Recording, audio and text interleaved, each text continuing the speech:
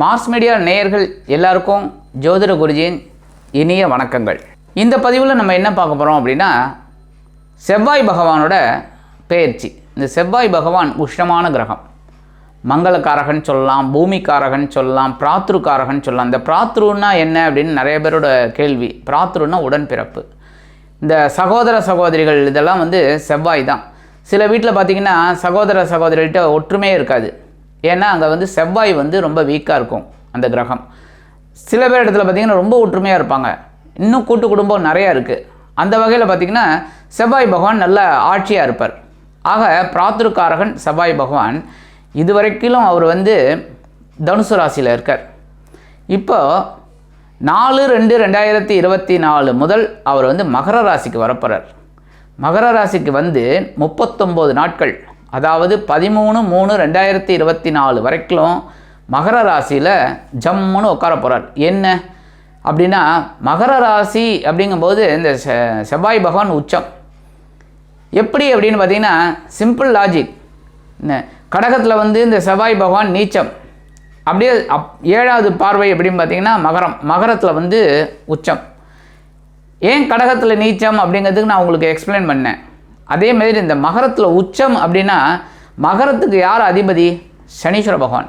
இந்த சனீஸ்வர பகவான் வேலையாட்களோட அதிபதி. அதாவது நிறைய வேலைக்காரங்க வேலை செஞ்சுட்டே இருக்கிறவங்களுக்கெல்லாம் இந்த சனீஸ்வர பகவான் தான் ஆதிக்கமாக இருக்கும். அந்த வகையில் இவர் இந்த செவ்வாய் பகவான் யார் அப்படின்னு பார்த்தீங்கன்னா படைத்தளபதி. இந்த படைத்தளபதி அங்கே போய் உட்காந்தன்னா உச்சமாகி எல்லாரையும் வேலை வாங்க வரணும். படைத்தளபதி எல்லாரோடையும் வேலை வாங்குறது தான். அதனால தான் அங்கே செவ்வாய் பகவான் உச்சமாகிறார். உச்சமாகி 39 நாட்கள் அங்கே இருந்துட்டு ஒவ்வொரு ராசிக்கும் பலாபலன்களை கொடுக்க போகிறார். அதே மாதிரி இந்த செவ்வாய் பகவான் அப்படிங்கும்போது உபஜய ஸ்தானத்தில் 3, 6, 10, 11 இருந்தால் ரொம்ப விசேஷமான பலன்களை கண்டிப்பாக கொடுப்பார். ஏன்னா என்னதான் உஷ்ணமான கிரகம் அப்படி இப்படின்னாலும் மங்களக்காரகன். மங்களம் அப்படின்னாலே சுபம், சுபத்தை ஏற்படுத்தி கொடுக்குறவர் செவ்வாய் பகவான். அதனால தான் இந்த செவ்வாய் தோஷத்தை பற்றி உங்களுக்கு ஒரு தனி பதிவு கண்டிப்பாக நான் போடுறேன்.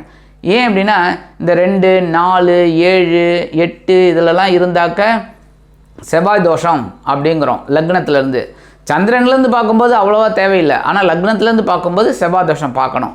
அதனால தான் தோஷம்னு சொல்கிறது. ஆக இந்த மங்களக்காரகன் இந்த 39 நாட்கள் மகர ராசியில் உச்சம் அடைஞ்சு ஒவ்வொரு ராசிக்கும் என்னென்ன அற்புதமான பலன்களை கொடுக்க போகிறாருங்கிறத பற்றி நம்ம இப்போ தெளிவாக பார்க்க போகிறோம். இந்த பதிவுக்கு போகிறதுக்கு முன்னாடி நம்ம சேனலை பார்த்து ரசிச்சிட்டு இருக்கிற எல்லா சப்ஸ்கிரைபருக்கும் எங்களோட மனமார்ந்த ஆசீர்வாதங்கள். அதே சமயம் சப்ஸ்கிரைப் பண்ணாதவங்க சப்ஸ்கிரைப் பண்ணுங்கள். இந்த பதிவை பார்த்துட்டு லைக் பண்ணுங்கள், ஷேர் பண்ணுங்கள், கமெண்ட் பண்ணுங்கள். எனதருமை கும்பராசி நேயர்களே, இந்த பதிவில் நம்ம என்ன பார்க்க போகிறோம் அப்படின்னா, அற்புதமான செவ்வாய் பகவானின் பெயர்ச்சி. இந்த செவ்வாய் பகவான் உங்களுக்கு யார் அப்படின்னு பார்த்தீங்கன்னா, முயற்சி ஸ்தானம் சகாயாதிபதி, அதே சமயம் பார்த்திங்கன்னா ஜீவனாதிபதி. அற்புதம். ஏன்னா ஒரு ஜீவனம் நல்லபடியாக வரணும் அப்படின்னா முயற்சி கண்டிப்பாக வேணும்.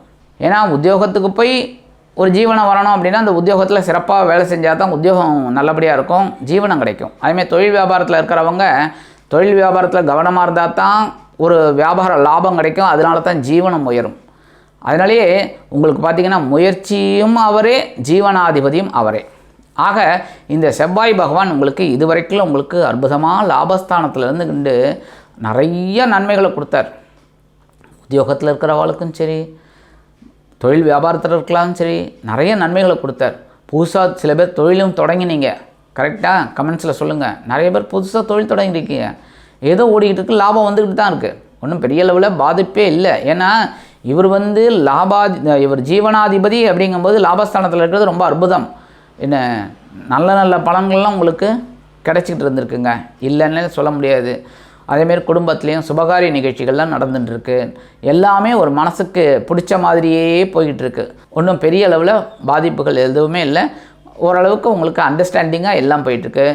கணவன் மனைவி உறவும் கொஞ்சம் ரொம்ப சூப்பராக தான் போயிட்டுருக்கு. ரொம்ப அந்யோன்யம்லாம் அதிகமாக தான் இருந்திருக்கு. சில பேருக்கு பார்த்திங்கன்னா குழந்தை பாக்கியம் கிடச்சிருக்கு. கல்யாணமாகாத குழந்தைகளுக்கு கல்யாண யோகமும் கைகூடியிருக்கு. இந்த மாதிரிலாம் நடந்துட்டு இருந்திருக்கு.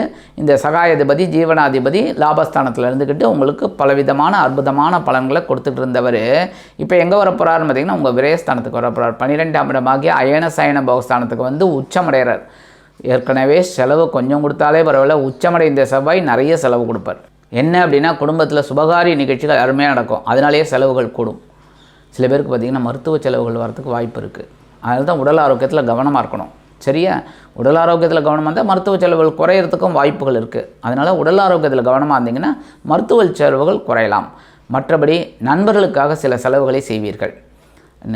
அடுத்தபடியாக இந்த குழந்தைகளோட கல்வி செலவு, குழந்தைகளுக்கு இது தேவை அது தேவை அப்படிங்கிறதுக்கு ஒரு சின்ன சின்ன செலவுகள்லாம் வரும், அதெல்லாம் செய்வீங்க. சில பேருக்கு பார்த்திங்கன்னா வீடு மனை வாகனம் இதெல்லாம் வாங்கக்கூடிய ஒரு வாய்ப்பும் கிடைக்கும். ஏன்னா அதுவும் செலவு தானே.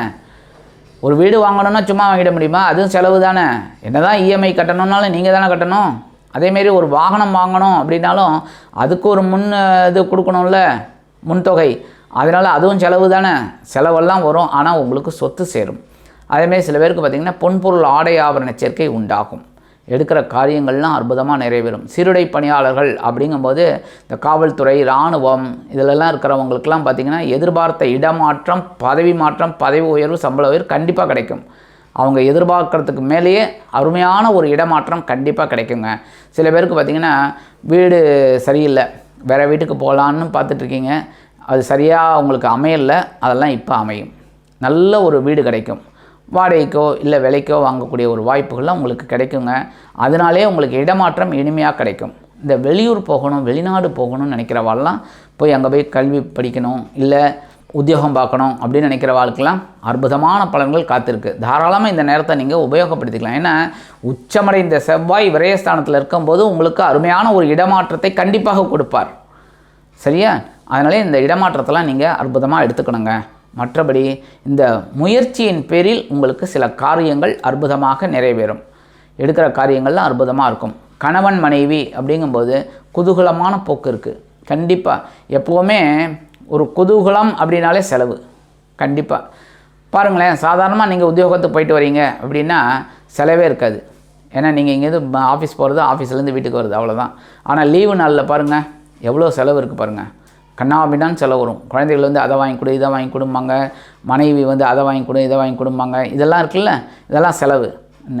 அதெல்லாம் இப்போ உங்களுக்கு நிறைய செலவு ஒன்றன் பின் ஒன்றாக கண்டிப்பாக வரும். எடுக்கிற காரியங்கள் என்னதான் ஜெயம் அப்படின்னாலும் கண்டிப்பாக செலவோடு தான் அது இருக்கும். மற்றபடி நீங்கள் முக்கியமாக கவனிக்க வேண்டியது உடல் ஆரோக்கியம், பேசுகிற வார்த்தைகள், இதில் இருந்தாலே போகிறோம். உச்சமடைந்த செவ்வாய் விரயஸ்தானத்தில் இருந்து உங்களுக்கு பலவிதமான சுபகாரியங்களை கண்டிப்பாக ஏற்படுத்தி கொடுப்பார் என்று கூறி விடைபெறுகிறேன். நன்றி, வணக்கம். மீண்டும் ஒரு அருமையான பதிவில் நான் உங்களை மனமகிழ்ச்சியோடு சந்திக்கிறேன். வாழ்த்துக்கள். வாழ்க வளமுடன். இந்த சேனல் உங்களுக்கு பிடிச்சிருந்தா மறக்காம சப்ஸ்கிரைப் பண்ணுங்க, ஷேர் பண்ணுங்க, லைக் பண்ணுங்க, கமெண்ட் பண்ணுங்க.